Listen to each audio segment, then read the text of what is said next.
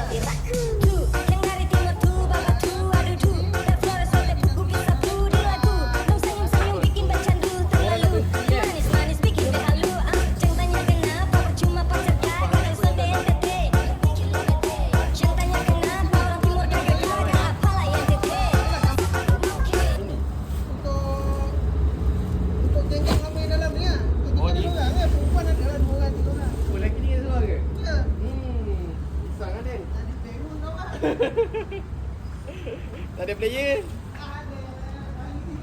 Ya, lari sini tu.